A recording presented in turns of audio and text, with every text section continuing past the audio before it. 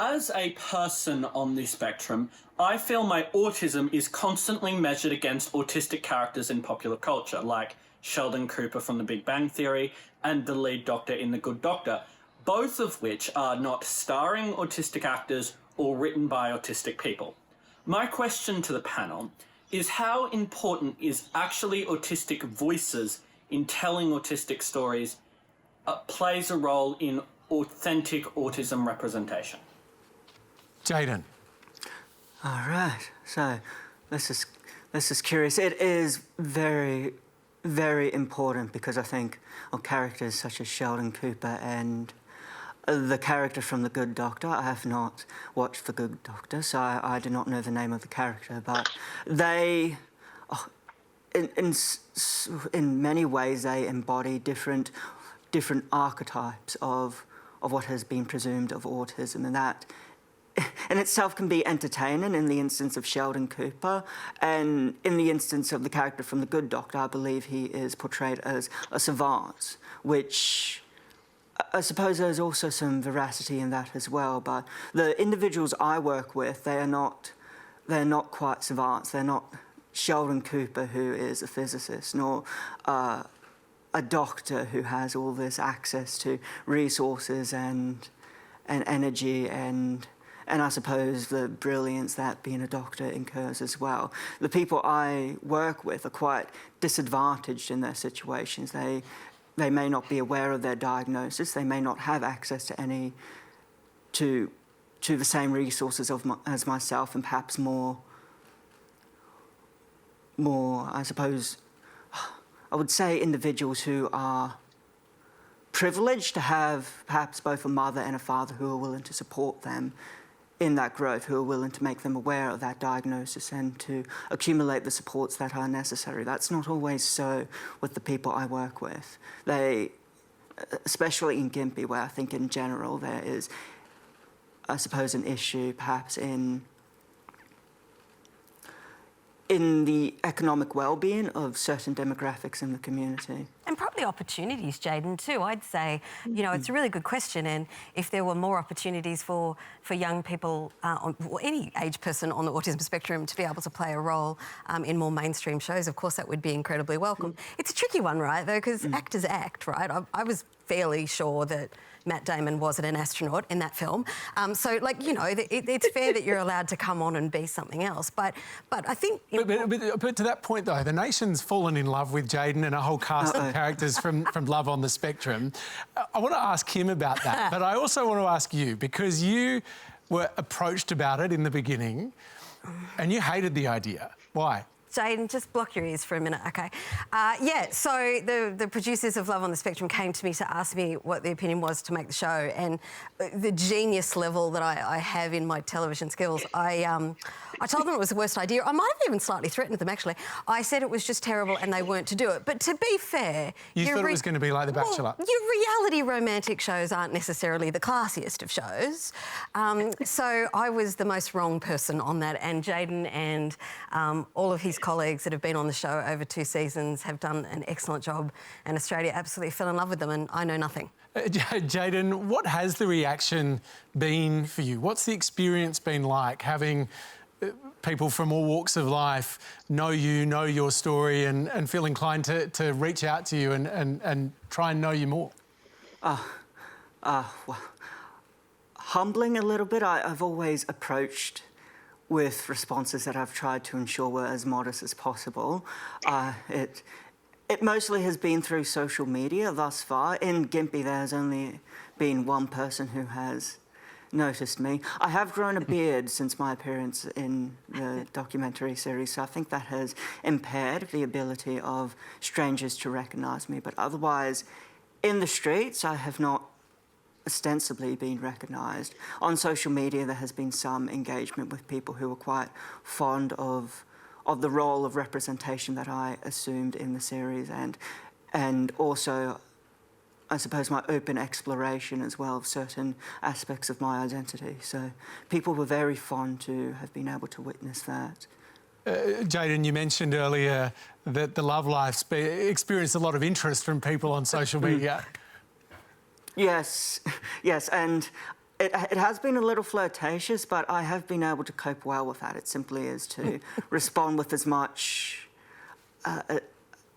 sincerity as I can to that, and sometimes play around with it a little as well. It seems to be a bit fun to play around with it.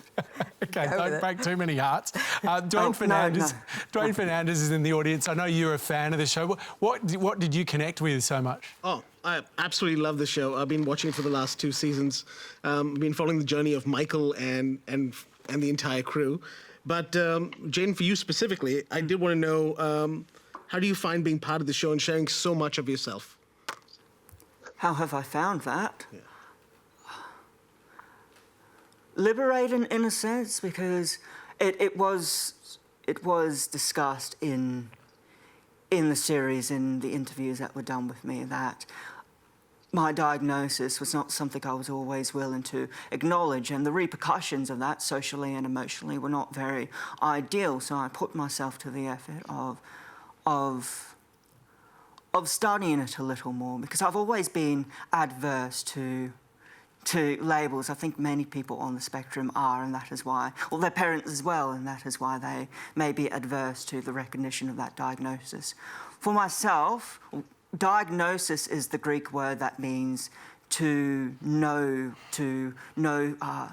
the thing by which one can know through, or no, I have put that very wrongly because it is tricky to put Greek terms into English terms, but through a diagnosis, you can see something, you can know something, you can understand something. So for me, it was a point of reference where I can read about the patternicity of my mind, because even though I firmly believe that my mind and brain is very individualistic, I also know that it is a human brain as well, and therefore abides by the same patterns and neurological habits that everyone else abides by. So that has allowed me to find some identity with it, but also awareness that the responsibility of having that identity is to know that it's not quite by this dichotomy where I am a neurodiverse person and everyone is a neurotypical person, because that can be a bit precarious, where you begin to perceive yourself as different, or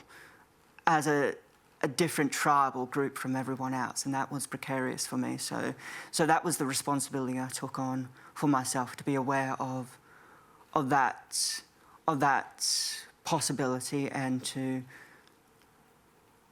be as firm as I can in also associating myself with everyone else as much as possible, whilst acknowledging this part of my idiosyncrasy. So that the series has offered me a lot in my perception of that. Hollie Hughes, I can see you smiling away at Jayden's response. Oh, it's just lovely. I mean, I adore the program. I think everyone's just, it's so beautiful for people that don't have first-hand experience with autism to get to see the personalities of, and I think Nicole would agree with me here. We tend to use the phrase "our kids."